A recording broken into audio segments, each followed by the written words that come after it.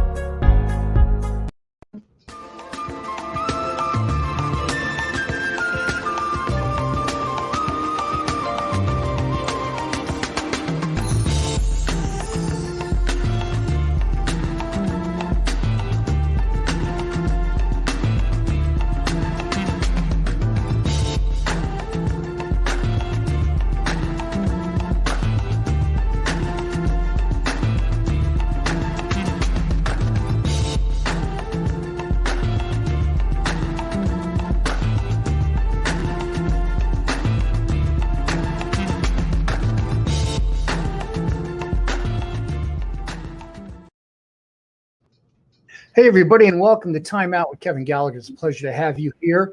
And we are here for the next hour. We're live here on Facebook, Twitch, and on YouTube. And you can go out to the feed for the radio network, find us there. If you have questions, and I have a feeling tonight's show might generate some comments and issues and things of that nature, and that's great. You can go to Facebook, Twitch, or YouTube and go into the comments section and type those comments over to us, and we will get to as many of them as we can. We're going to be talking about current events, things of that nature. I have what I jokingly call the Rush Limbaugh of Truth Be Told Radio Network. That's Chris Pante. And Chris has a daily show Monday to Friday live. And he's on live Eastern time from 1 p.m. to 2 p.m. And you can check him out there. And occasionally we have him come here, go live on the air with me and talk about various issues. And before we do that, you can watch this show, local television in Connecticut, Channel 23, and you can see us on Friday nights, 8:30 p.m., and we replay the show on Monday mornings at 11 a.m. You can also hear the audio of shows like this on the Truth Be Told Radio Network, and that is at Friday night, every Friday night, 9 p.m. Eastern, so you can check that out. And folks, we have a Facebook page. You can go out to all kinds of stuff, find all sorts of things. If you do a search for my name in one of the search engines, you'll find tons of stuff. We are approaching, well, I'm looking at the clock, 25 years of being on the air for the TV show, and that'll be October the 10th coming up. So 25 years of being on the air. It seems like yesterday that the show actually started, and now we do the show in a much different type of format and don't need large crews anymore or anything like that. We're going out worldwide on the internet watching us now. And Chris Pante, hey, it's good to have you back. We got a lot to talk about. And how are you? I'm doing good. Like I said, never a dull moment. And the few times that I show up every year, you're lucky. I mean, you're nice enough to have me on. We're always in the middle of some kind of conundrum. And today was a very, very serious conundrum where 13 servicemen lost their jobs. So we got to talk this out and try to make some sense out of it. Yeah, it's a disaster for sure. And I was talking to you before we went on the air and looking at what's going on in Afghanistan and looking at what's going on around the world. When you look at foreign policy, when you look at things of this nature, I am more sure of this statement than most other things, and that is we're looking at the greatest foreign policy disaster in not just the history of the United States, but in the history of the world. I can't think of anything that even remotely comes near to this. And what this reminds me of in the area of being lame. Remember when Jimmy Carter tried to rescue the hostages, and he had that? It was like in the desert. He was going to launch a mission, and it blew up on him, and the world found out. Well, that's how I kind of feel like today, that you have something that should have been elementary. I'm not a military person. I have my opinions, but everybody knows you keep troops there to safely evacuate your people. Once the people are safe, then you slowly remove the troops.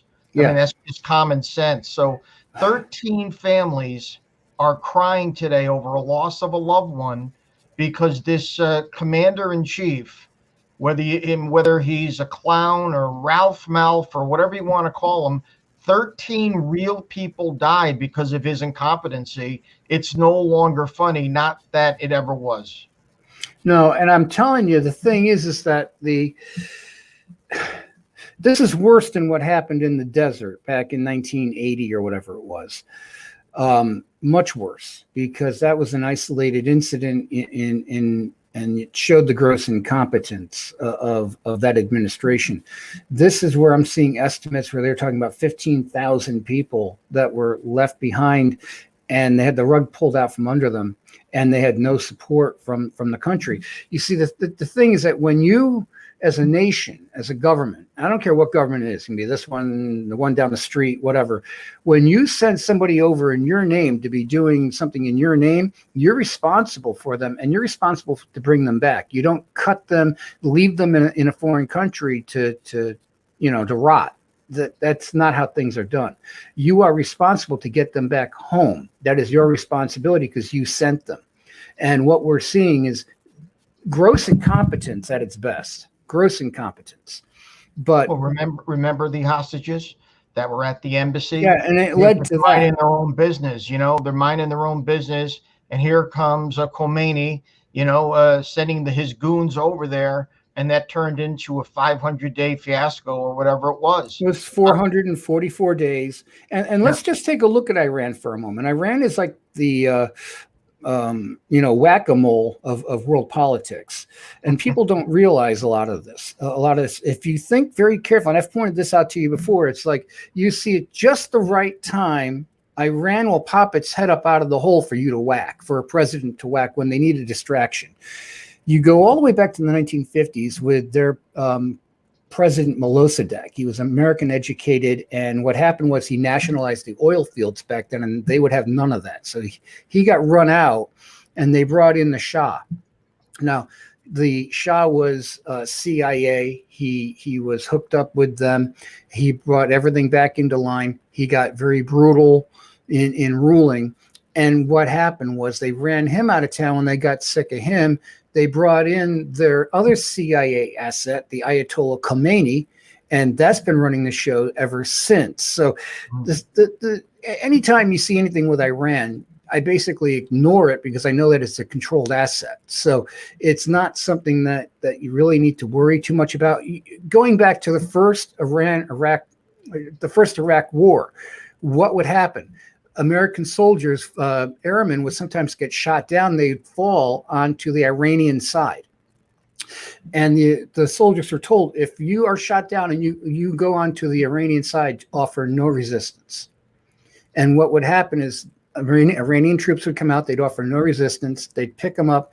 They'd bring them to the hospital, clean them up, call their commanding officer, drive them out to meet, because that's an instance where even at a face level, okay, the enemy of my enemy is what? My friend. And they had just done that hideous war between Iran and Iraq, the Iran-Iraq war, and there was no love lost between the two countries. So the Iranians are like, hey, you're over there killing Iraqis, have your guy back and let him go. And you have to look at the politics of that region. Everything is much different than here, and we can't equate American values to people that live in that area of the world. And that's a very common mistake that we tend to make as Westerners. But even worse, you're looking at, as you were saying, we have thousands of people perhaps that are trapped inside of Afghanistan. And right now, we bridge that over to this current administration is blaming the last administration for the problem, but the problem wasn't caused by the last administration. You have to go all the way back to 2003 with the neocons and right after 9/11, and the excuse because of 9/11 was to go and invade Afghanistan because allegedly they had bin Laden. And you look at the history of the Taliban at that point in time, they had cut the production of heroin down to nothing, and they didn't want that because that's if you can find the clip, Geraldo Rivera Fox News talking to Colonel, and look up Colonel Christmas. I remember the name just because it's so unique. Right. And he's got a bunch of his higher ranking guys here with him, and they're talking about the fact that they give the Afghani farmers the poppy seeds, they guard the fields, they oversee guarding those fields, and then they get that out of there. And they say, well, we do that because they're just going to grow it anyway. And so they're helping to cultivate that crop. And they went from, in 2003, around a $500 million a year industry to over $1 trillion a year industry that then can be used off books.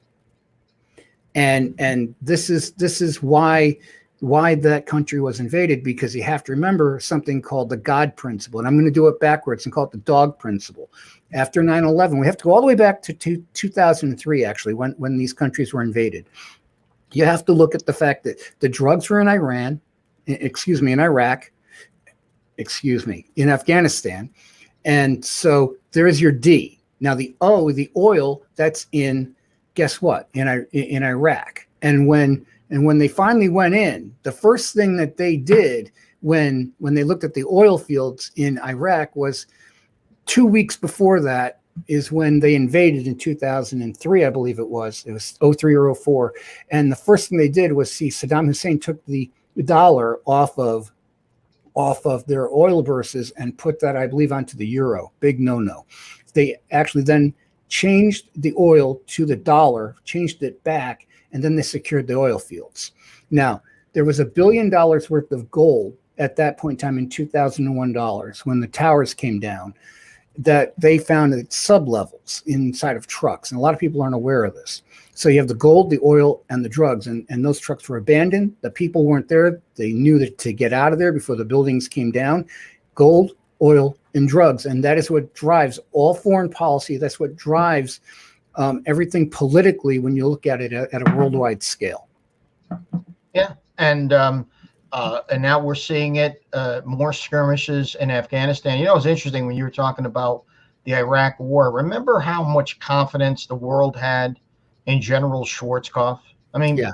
Regardless of what the truth was about him, but at least we knew that the war was in good hands. The war was in good hands with him calling the shots. Well, I don't know if you noticed, but there's not a lot of General Schwarzkopf left, just like a bunch of military people that a lot of them don't even care for the United States of America. Many of them hated Trump. So who knows what they actually reported as far as intelligence and recommendations to Biden. But obviously what we're seeing is what Biden and other liberals do. They don't care how bad these people are. They cared when Trump, oh my God, he's talking to Putin. Oh my God, he's a lapdog to Putin. Well, what is Biden doing with the Taliban? Was he calling the shots? What is Biden doing with OPEC? Is he calling the shots? We have no allies over there. The British have already said we are not getting involved with the United States on any military operation. Yeah. Because all he's showing is weakness. So it's just horrible. It's a horrible state of affairs. And where we go from here, they're going to start beating the drum for the big distraction of make a full-fledged military operation over there to keep the focus off of all of this amazing work that these states are doing in the area of showing the fraud of 2020. Yeah. So to me, this is a big it is just a distraction. The deaths are real, but they're trying in the worst way to cover their rear ends. That's what I think. It's political theater, and you have to remember that, yeah, like you're saying, even the term false flag gets bandied around quite a bit. And the thing is that, yeah, the actions may be synthetic, let's put it that way, but the deaths are real. The actions that are carried out are very, very real. And you have to look at the agendas. You have to look at what's motivating these things to happen. If you go back to before World War II started, Hitler bombed his own Reichstag and then blamed somebody who was basically mentally ill or kind of slow mentally, blamed him, ran him through, blamed him for, and then brought in the enabling acts, which made him the supreme commander of the country. And our Patriot Act, unfortunately, is worded very similar, almost word for word, with the Enabling Acts. So we saw that come in after 2001. Yeah. And now we have, to me, we have even people calling, oh, now we're going to invoke the 25th Amendment. Why? You want Kamala Harris? And if she didn't want it, what do you want? Nancy Pelosi? I mean, this is at a tipping point, Kevin, where real people are dying and we're down to zero choices. We're down with zero choices. And this guy who doesn't even know what day of the week is being told, listen, Kevin, you heard my show today. A couple of days ago, he said in a press conference, he said that Kamala Harris is going to be the president pretty soon, and no one raised their hands for a clarification. Right. I mean, if you're covering the president and the president says pretty soon I'm not going to be doing this job, it should be front page headlines. Well, what do you mean, Mr. President? Are you saying 2024? What do you mean? What's pretty soon? And there's no follow up. But the truth is, guys, he's going to be bailing out soon. I had told you around the time that he took office that he wouldn't be serving more than a year. Do you remember that? Yes, I do. Yeah. Yes, I do. And I don't see him lasting much more than out to about November 1st. I just don't see it happening. If he is, I'll be shocked. I mean, I will honestly be shocked. But the thing is we know, if anybody can put two and two together, that he's not running anything. That's obvious. Anybody with two eyes to see, or even one eye, can see that he's not running anything. You have Harris, perhaps, definitely Pelosi, and Susan Rice, and the Obamas, and whoever's behind the Obamas, and maybe Hillary Clinton to some degree, that are actually running the show right now. It's definitely not Joe Biden. Well, doesn't Hillary? I mean, look what she did to the Benghazi. That was a stand down. You could say that this was a different kind of stand down, Kev. It was like, let's bait the Americans to get out of the airport, and then we're going to run some operation where we're going to use one of these Islamic crazies to blow themselves up and gather their 72 virgins. Well, it was very obvious what they did here. They baited. And you have the Taliban blaming Joe Biden that the area where the bombing took place was supposed to be secured by Americans. Mm-hmm. Okay. And now you have Joe Biden saying, I take total responsibility. Well, you're not calling the shots. Who told you to do that? You have to take total responsibility because the people who told you to do what you did have to remain anonymous. I mean, this guy can't tie his shoes. Kevin, he's not running the military.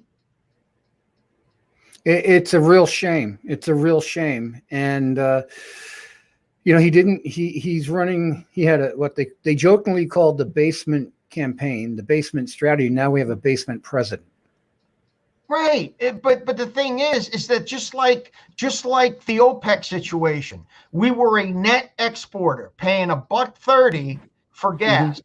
Gas is $3.80, and now he's begging OPEC to increase production. We had all the oil we'd ever need for 100 years. Yeah, for hundreds and hundreds of years. People that hated Trump, you mean to tell me they love paying? I'm sure in California they're paying well over $4 a gallon. They're paying over $5 now.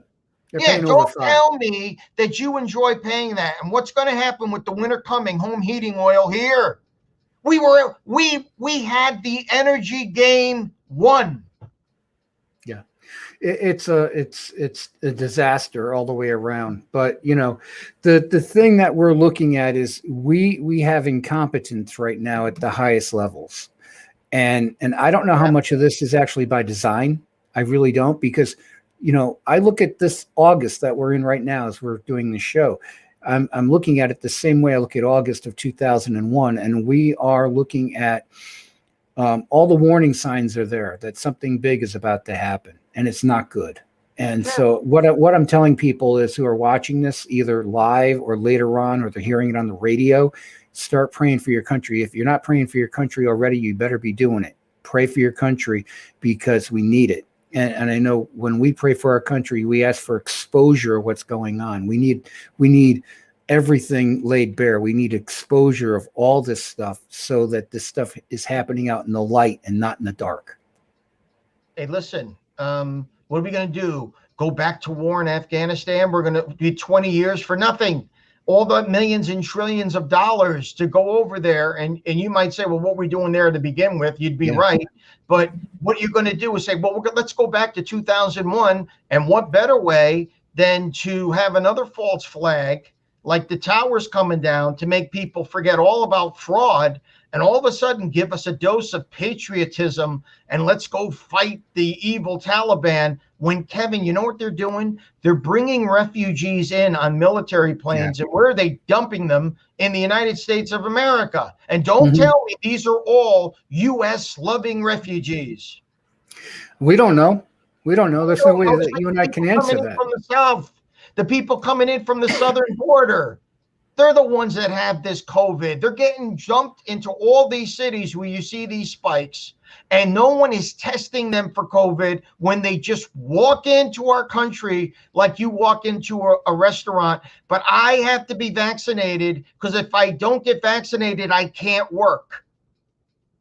And they're letting mongrels to come into our country, and now they're going to import these refugees that could be Islamic terrorists. How would you know? You wouldn't know. You actually wouldn't know. You would not know. But I'm looking at the trends like what you're talking about. You see a lot of this happening now where they're saying if you don't take the jab, you're not going to work. You're not going to this. Now, as a Christian, Christians, they look at this and they go, hey, I've heard of something like this before called the mark of the beast. And I don't think we're quite there yet, but I do believe that we're in a dress rehearsal for it. So what we're looking at is when you have a dress rehearsal, what happens? You're in a play. I remember being in school as a kid, and I would act a lot in plays, and we'd have our final dress rehearsal, and that is you're in full costume, makeup, the whole thing. Right. You're in character. The sets are all up. Everything is just as if you're doing the real live show, but you maybe have friends, family come out, and you say, hey, come on out and see the final dress rehearsal. And so what happens is you're doing that dress rehearsal. You're just as if it's the real live thing going on opening night. So if you make a flub, something happens, you find out, okay, we got to tweak something right here at the very end. You do a little bit of discovery. And this is exactly what I think we have going on right now with what we see this, because we see pockets. It's not globally, but there's pockets of, well, if you don't get the vaccine, if you don't get the jab, okay, then you can't go into this store or you can't take your kid to school. So that's why a lot of parents right now are pulling their kids out and they're doing homeschooling. So this is what we see going on right now. And this is the dress rehearsal. And you're seeing the enemy doing his research to find out who's gonna, when the time comes for that mark of the beast to happen, how are people going to react to that? Who's going to totally resist it? Who's going to resist and then go ahead and take the mark? Who's going to just take the mark right away? And he's got that research under his belt that he's able to do right now in the guise of something else. Beta test right now. Beta test. And I resisted the vaccine because my immune system is up for it. You want me to throw on a mask? It's fine. But you have separated me from the way that I make a living. And corporations aren't left, are they, Kev? I mean, they're not right, are they? They're left. No, they're authoritarian. And now you have all these companies that were given the right in May, a federal law to say, we're going to let you choose what you want to do as far as vaccination and whether people can coerce. It's total coercion. Mm-hmm. Okay. This isn't the United States of America. We didn't fight all those wars so the government could actually separate us from our pursuit of happiness, which is employment, full employment, but it's going on now. So yeah, what we're seeing is what I like to call a junior varsity version of what's going to happen during tribulation. And just so you know, folks, the tribulation, it's a real thing.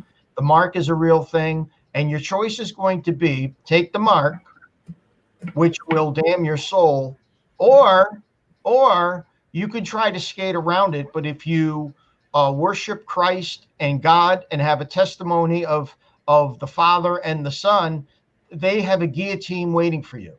Yeah. So that's what gives me a lot of strength now. This is nothing.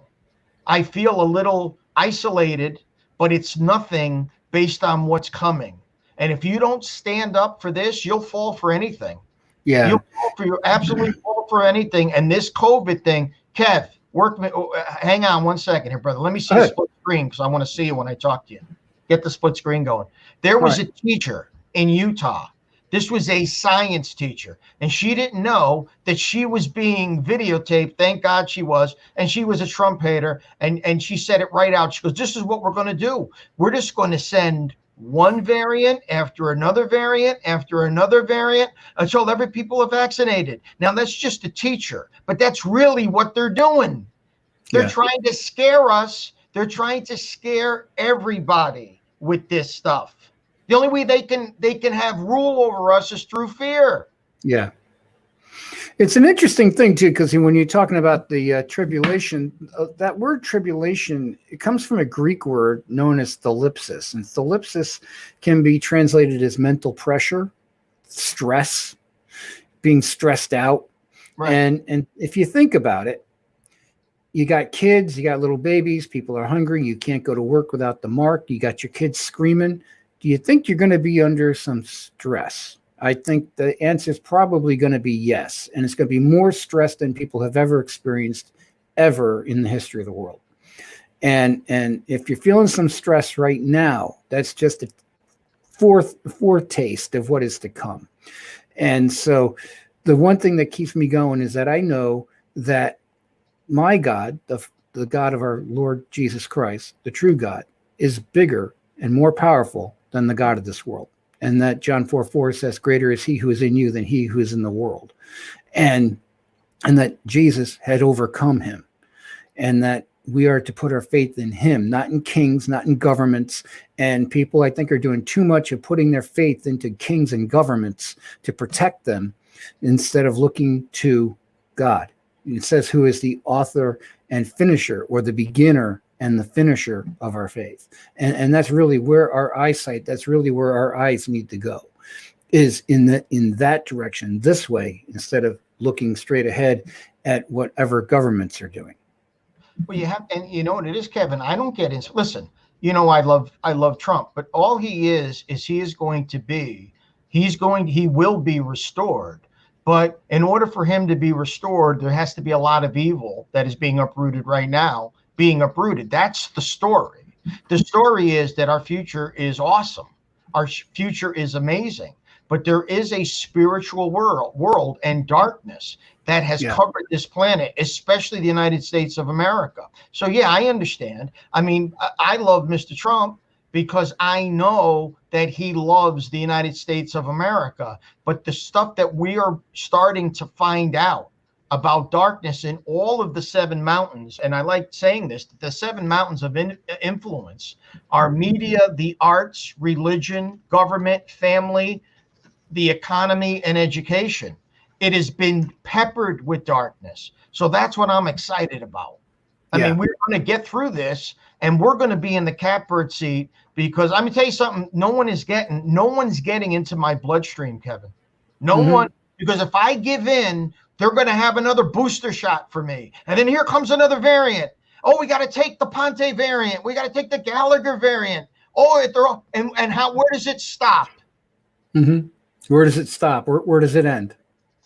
You know, the thing is that when you look at what's going on, whether we're talking about this or we talk about, you know, world politics or whatever, the pearl of great value in all of this is the United States. That is the pearl of great value in our day and time, because if the enemy can take the United States out, okay, then everything goes to hell in a handbasket. And I'll back up a little bit to explain that when you look at the modern times that we live in, it's the United States that has literally built every economy on the planet. And countries like Panama and Ecuador use the US dollar as their currency. So, you know, they just said, hey, you know, the U.S. currency is, you know, what we're going to use. And it used to be a lot more solid and well thought of than it is now. But here's the thing. if you can picture each dirty dish going into a sink full of water where the water was clean, now it's gotten all dirtied up. And now what the enemy wants to do is convince you to pull that plunger out, and then right down the drain goes every single country after the United States goes. It all goes down the drain. And and this is what I see is ultimately one of the things that the enemy wants to do to this country, because once that happens, you have total chaos. Right. But you know what? We got a better plan, right? And we were not born for this end. Our country, we're going to be back to doing what we do. And that's the only thing, guys, that gives me any hope. Because if I didn't have the narrative, and I don't know everything, I just know enough to keep me hopeful. But if I didn't have this narrative, I wouldn't see any hope. I would see the walls are crushing down on all of us. Yeah. That we were never free. That it was all an illusion. It was delusional, because we have people behind the scenes that were pulling the strings, which is true anyway. But we're about to get really free, and that's the only thing. And that's the best news of all. I mean, Joe Biden, he doesn't have any power over me. Neither does Pelosi. Neither does Schumer. Neither does the Rob Reiner. Neither does Bruce Springsteen. All these cultural icons that have allowed this to happen. And they are going to be in awe by the time the creator gets through. Yeah. Oh, yeah. It's an amazing thing. I mean, we're looking at the old Chinese curse is, may you live in interesting times, and times have gotten way too interesting. Well, listen, we knew back in November, folks, Kevin and I were watching the returns last November. Yeah, 3rd. We were on the air. And from the first moment we saw them calling Arizona for Biden with 1%. I mean, I don't know anything about this. And I told you before we started. Right. And I told you before we started what? If they start calling stuff for Biden at a half of 1% or 1% of the vote total, then you know the fix is in. Right. It's like watching a basketball game and it's 5-4 in the first quarter, and you're like, oh, one team is definitely going to win. Oh, we're calling it for the Knicks, right? And I remember I was looking at you like, yeah. I know next to nothing, but how do you do that? It defies common sense. Yeah. But now we know. Yeah. We now know you know how they did it.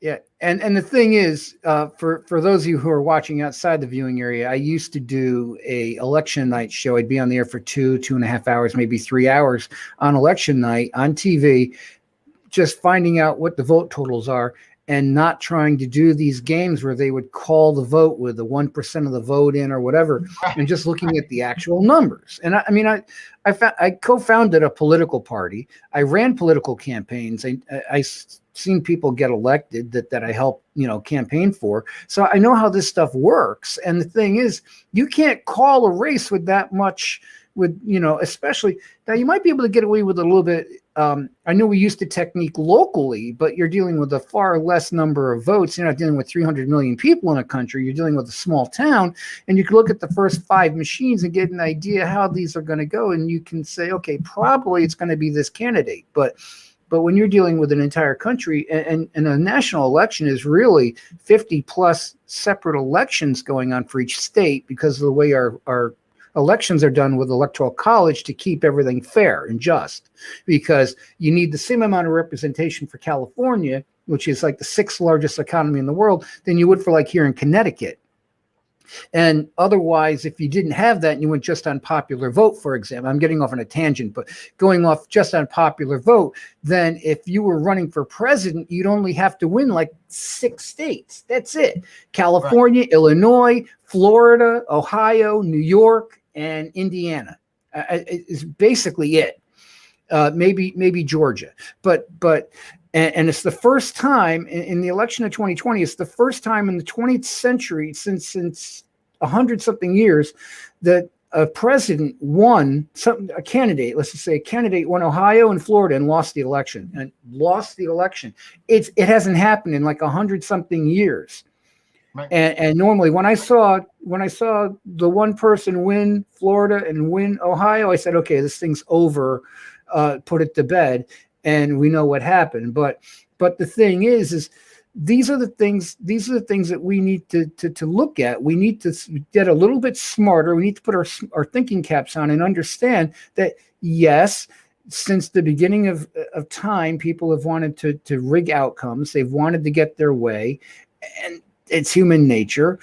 Politics is one thing. It's a Kevinism. Let's just call it that, a Kevinism, is that politics is a direct reflection of human nature.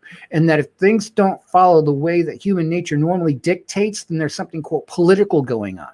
So if you see a ruling from a zoning board, a board of selectmen, like we have here in the Northeast, or a mayor or something like that, and it goes counter to everything that defies logic, then there's something called political going on. And there's maybe money going under the table or something like that.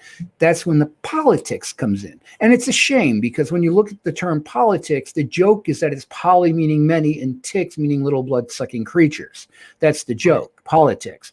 But when you get right into what politics is and what a politician actually is, if you look at it, and you go into the ancient times, you look at, like in the book of Nehemiah, where they're building up the wall, the watchmen. See, you're a watchman, Pante. I'm a watchman too. We're watchmen on the wall, and we look at what's going on. And the watchmen, they were the politicians, because the word poly, like Indianapolis is Indian city. Polis is the Greek word for city. And the watchman on the wall was the builder and keeper of the wall, and they would watch and see what's going on, and they could look out into the distance, and they could say, okay, that's a herd of animals way off over there, nothing to worry about. That's an invading army coming in. We can see it, and then they warn the city. If they warn the city and they did nothing, it wasn't on the watchman's head. But if they did nothing, they let the army, that invading army come in, it was on their head, and it was their head that was going to roll. And that was the job of the watchman. And the watchman was a very important role. And there's watchmen in the church like you and myself, and we see what's going on. And we're the builders of the wall. We stand on the wall and we sound the alarm. And unfortunately, the church isn't doing their job. The church has got very deaf ears. And they got talked out of the quote, well, that's political. Well, no, because you see, in our Constitution, it never, the term separation of church and state does not appear. The city you're sitting in right now, Pante, that's Danbury, Connecticut. And there was a letter written by the Danbury Congregational Baptists to Thomas Jefferson talking about this very subject. And it's misquoted from a letter that Thomas Jefferson wrote to the Danbury church. And the church is not supposed to be taken out of the government. The government is supposed to be taken out of the church so that the church can do what they're supposed to do. But what we've seen, unfortunately, is the exact opposite. Churches couldn't wait to shut down. And as a matter of fact, when a governor or somebody said, hey, shut down your, hey, we already did 2 weeks ago. Don't worry about it. There's no problem at all. And this is what we're seeing. You know, you go, I bring it up to friends, family, whatever, every once in a while, but you take a novel like The Hunchback of Notre Dame, a fictional piece of work, I think Victor Hugo, right? What happens is you have Esmeralda, who gets into some trouble, and she goes and hides where? In the church. And the government in that novel in France would not dare go into the church to grab her. It wouldn't happen. But look how far we have fallen, even from what is the standard in a work of fiction. Well, now let's go back and think about the no jab, no job. Think about that. And where's the equal treatment? Where's the equal treatment under the law? Where's the equal treatment under the law? Right. So in other words, it goes from you're not supposed to get into my business religiously. Now they're into your bloodstream. Yeah. How did they get that? Beats me. But that's what this jab is, folks. Listen, I want it to be good. I want it to help people. But if my immune system is up, why does that bother you? It bothers you because you have heard the propaganda that I am a killer. Let me tell you something, guys. I'm glad you're watching. Kevin, I'm glad you're listening. I am a terrorist according to the Department of Homeland Security. They said potential domestic terrorists are people that believe that Trump won the election. I do. And they are resisting vaccination. I do. I have never lifted a finger to anybody. I've gotten traffic tickets. I've never been arrested. But on today's planet Earth, I am a terrorist. This is true. Yeah, it's a real shame. It's a real shame that that's what it's come to. And what else is on your mind? What is on my mind? Well, yeah, what else is on your mind today?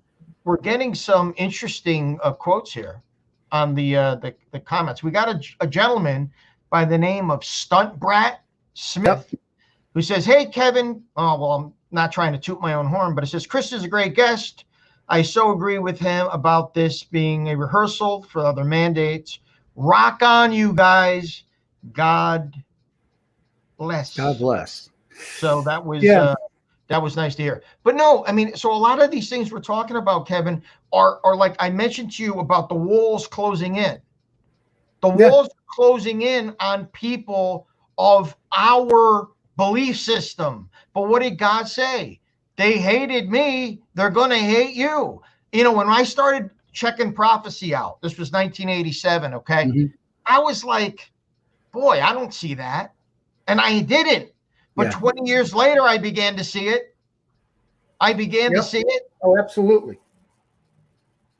They crucified him. And they said, don't think that the servant is any greater than the master or vice versa, because if you declare my truths, they're going to hate you too. Yeah. And this is all part of the prepping. Guy, my eyes are wide open. This is going to wash away. We're going to have a great short-term future for as long as God wants. But it's going to be revisited on planet Earth after the rapture. And if you're left here, and if you think this is bad, this is like kindergarten playtime versus what is about to happen on planet Earth during tribulation. This is nothing. Mm-hmm. Oh, this is nothing by comparison. This right now is a dress rehearsal. And here's the thing. Thank God for people like yourself. We bounce things off. I get strength from our friendship. Of like-minded people, there is strength. You don't understand, folks. You have no idea. No idea of all of the things in the last 50 years that have been done to us to make us soft on sin, soft on traditions, and hating our own police and hating our own country. This didn't just occur. This has been coming through culture and public life and public education and college for 50 years. Oh, yeah. And it's the boiling frog principle. They didn't do it all at once. It like you said, over 50 years' time, little by little by little, the temperature's been turned up very slowly. And now we're at a boiling point. Right. And here's the thing. You hear me talk about this all the time, Kev. The New World Order began April 22nd, 1970. It was the first Earth Day. That's when we began to celebrate the creation instead of the creator. Mm-hmm. 51 years later, we have all New Age thinking, all occult, Gaia, Mother Earth. You try to tell them scriptures about tribulation, and they fall on deaf ears. And this is what's about to get turned around dramatically. Folks, this just didn't happen. Oh, yeah. Yeah, it just didn't happen. It's not like one day you wake up and, oh, hey, look what's going on. Heather has 2 mommies and everything else. That didn't happen like that at all. No, they have this came out, books for 3-year-olds in pre-nursery school are now saying that transgenderism is normal. They are telling 3-year-olds this. Yep. That's why I know of so many people that are pulling their kids out of public school. They're either putting them into private schools or they're doing homeschooling because they're like, nope, we're done with this. It is. Let me tell you something. It is a disgrace, and it's all been done. You're right, folks, with your public money. You know why people are starting to wake up, Brother Kevin? They're starting to go to these school board meetings. This critical race theory, which is essentially hate whitey Racism. and blame whitey. They're going to feed this to like the 3rd, 4th, and 5th grade. Yeah. They're going to turn you away from your God, from your race. They're going to pin everything on the Caucasian. Some people I know, the kid was in public school, 11 years old, and he's coming home from public school and he's spouting off some things. And they're like, excuse me, what exactly is that? And he's being taught this in the public schools. Oh, Mr. Jones told me that, we were in critical race theory, and Mr. Jones told all the white kids to go to the right side of the room, and that the people of color could blame them for their lives. That's essentially what critical race theory is. Kevin, when you and I were up and coming, the teachers used to be scared to death to step on any kid's toes. They were so afraid of the parents. And now they're passing these laws thinking that there's going to be no pushback, and they're creating these little Nimrods. Yeah, there was a time when parents could walk into a school, sit down in the kids' class, and watch what was going on, because after all, it was their tax dollars that was paying the teachers' salaries. So now you can't do that. The schools are locked down and everything under threats of, quote, school shootings and terrorism. And, God forbid they set foot in the building, they might get arrested.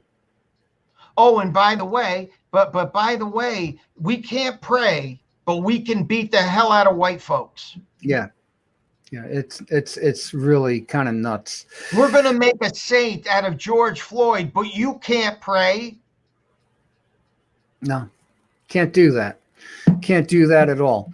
Hey, what I would like to do, we got about 15 minutes or so. I'd like for you to talk a little bit about your radio show that appears on the Truth Be Told Radio Network, when it's on, and some of the things you talk about. Well, to be honest with you, it's the Truth Be Told Radio Network, which you find at truthbetoldnetwork.org, and you could download it on all the smartphones. It's a radio network that's been on since April of 2018. I do a daily show, Monday through Friday, 1 o'clock to 2 o'clock p.m. Eastern time. And essentially what you see me doing now is what the show is about. I talk about the crazy culture. I talk about the need of tradition, of values. I talk about Bible prophecy. I think what Kevin said before was true. My true identity is I'm a watchman. I watch the news, and I scream into a microphone because it's in my bones to do so. And this is what the network is all about, and this is what my show is all about. It's essentially, it's a narrative. We've been doing it like 3 years and 3 months. It's a great outlet. If I didn't have this show, Kevin, I don't know what I'd do, because I have to scream at something. And at least, you know what, though? We're getting traction. Yeah. We're getting traction. We're being heard in 15 to 25 different countries. Actually, it's 25 to 35 countries each week. So I mean, pretty amazing. And oh, by the way, how much advertising have we done? Very little. I think I've spent less than $100 on advertising over the last 3 years. So it's been very little. You know why? Because we're developing a niche. Kev, like I told you before, we're becoming family. There's a group of people out there. You know what Nixon used to call the silent majority? Yeah. We really have a silent majority. Kev, look in the area of genders. There are people who actually think there's 150 genders. Yeah. There's only 2 sexes. That's it. You know, I'm gonna jump off here because you brought to mind something that triggered in my mind, and that is with former Governor Cuomo of New York. Now, I had laid out something to you, and what I see is what we have. It's a really funny sounding name, but it goes back to the Nixon time with the impeachment, and they would have impeached him, but with Nixon, with Watergate and all that, and what you have is a limited hangout. A limited hangout is where it's a form of a cover-up. And folks, you can even go to Wikipedia, actually has a good write-up about what a limited hangout operation is. And this is where you take in Governor Cuomo's case, former Governor Cuomo, you have him going down and losing the governorship because he patted a few fannies. I'm not saying that that's right. That's a good thing. I'm not saying that. There's women that have come forward saying that he harassed them and everything. Okay, I get it. But do you remember that there was like 15,000 people put into old age homes and those kind of care homes who had COVID and caused 15,000 deaths? Now, what's the more serious offense? Amen. Patting a few fannies or doing things that would actually cause the deaths of 15,000 people in your state? You see, that's not being talked about, but patting the fannies is. And that's a limited hangout. So he goes down for that, and the more serious stuff gets kind of swept under the rug. And so it came right out of the Nixon White House, where they were trying to say, well, if we have to go down for something, let's go down for this minor thing and not the major thing, and let's cover that up. And that's exactly what I saw going on. And this is a perfect example of what it is. Right. And, and by the way, Cuomo is gone, but he's still going to have to pay the piper for that. Because, Kevin, see, people are starting to understand the bigger picture of how these things work. In other words, if Cuomo was nailed to the wall regarding the COVID situation, well, you know that the governor of Illinois, the governor of California, who's, by the way, on life support, I think on his way out. Yeah, they all did the same thing. Pelosi's nephew. Yeah, they all did the same thing. So they're like, yeah, all right. So you did this with the women. We'll just go away, and hopefully all the other problems will follow you. But Kev, we're in a different time now. Yeah. These things are going to boomerang. You're not going to get away with this crap anymore. No, you're not. You're not. And people, I think, are wising up to it, because there was a time when I would talk to people and talk about the fact that you had, the deep state is what they'll say now, or a conspiratorial side to things where, God forbid, you mean people of power and money and influence would actually work together secretly to bring about a common result. Oh God, that could never happen. And I think that naivete has kind of burned off like dew in the hot afternoon. In the hot afternoon sun. It's now becoming very plain and clear to people that yes, people do work together to bring about a common result. The word conspiracy is not a dirty word. It really isn't. Governments convict people all the time of conspiracy to do whatever, and they go to jail.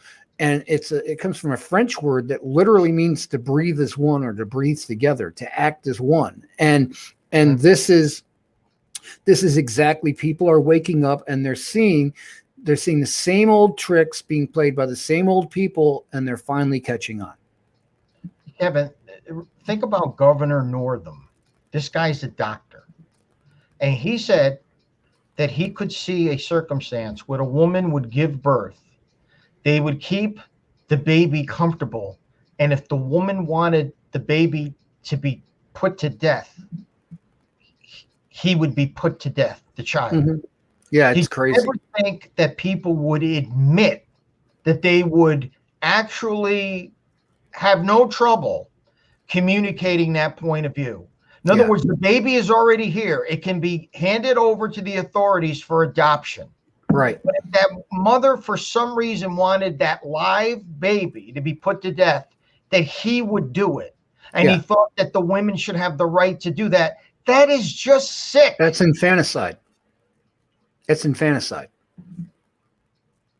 And Cuomo essentially was the same guy. Yeah.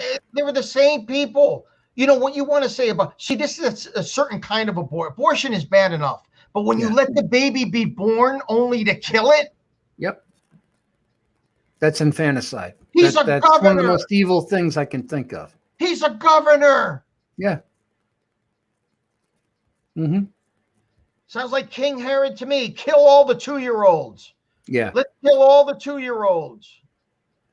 It is amazing. It really is. I'm amazed at what I see going on. and at the same time, another part of me that isn't surprised. I don't know if that makes any sense, but it's actually how I feel. Well, here's the thing, but it's like you said 50 years ago. Think about it. If someone had prophesied to you that in 50 years, this is going to be prevailing thought, that there's more than two genders, and this is how we're going to handle births of new babies, you would have what kind of LSD are you on? But Kevin, this is real.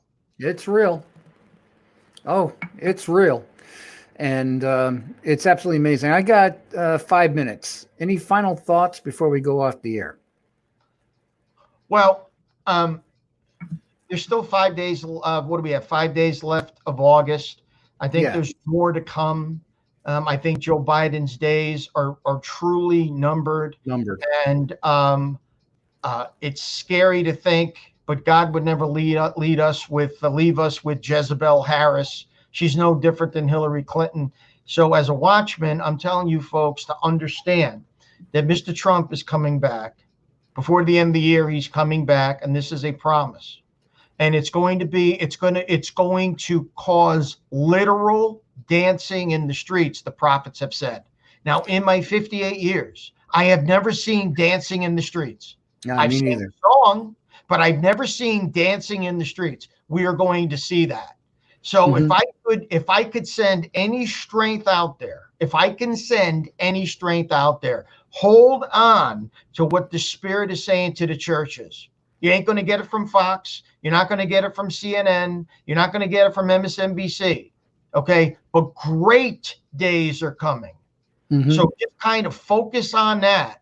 And at least when these things occur, you may hear me screaming, but it's palatable knowing that we're going to be redeemed. And that's the only reason that I can have a smile on my face, because they've taken the smile off of my face, Kev, and they've taken money out of my pockets because of this damn vaccine. Yeah. Hey, it's really great to have you on again. I thank you for joining me, Chris. It's always great to have you on and talk about some issues and listen to a good rant or two. People need to hear that once in a while. They need to hear a good rant. But when I look at what's going on, I think, as I said, right after Biden was installed into the White House, that he wouldn't last a year. And I think what you're going to see, this is my prediction, take it for what you deem it to be worth, is that you're going to see the media being very kid glove with him as they are now. And they're going to try to generate a lot of sympathy for what's going on with him mentally, whatever it is that's going on with him. And they're going to try to ease people into having a lot of sympathy so that if they run the 25th Amendment, or if he just decides to stand down, or God forbid, he just wakes up dead one morning and we get a news report saying that he's passed, just understand that they don't want BLM or Antipasta actually going out and rioting in the streets or whatever. They want to be able to make this a nice, smooth transition into the next person that they have, which looks like Kamala Harris. And then I believe Pelosi will be elevated from the Speaker of the House to the vice presidency. And I think that's when the real shooting match will begin, because then, and I think they want to delay that as long as they can, because these are the type of people that don't want to rule out in the open. They want to rule from the shadows. So we'll see what they do. Folks, thank you so much for joining me here on the program tonight. For Chris Pante, I'm Kevin Gallagher, and I thank you for watching my show. You can go to timeoutyoutube.com. That's timeoutyoutube.com. You can see almost 25 years worth of shows right there, covering all different kinds of subject matter. And you can check us out on the Truth Be Told Radio Network. We play the audio of these shows Friday nights, 9 p.m. And Chris's radio show, Chris Pante, the Chris Pante Show, Monday through Friday, 1 p.m. Eastern Time. He's live, and you can check that out. So, Chris, thank you very much, and we'll talk to you again soon. And have a good night, folks, and God bless you.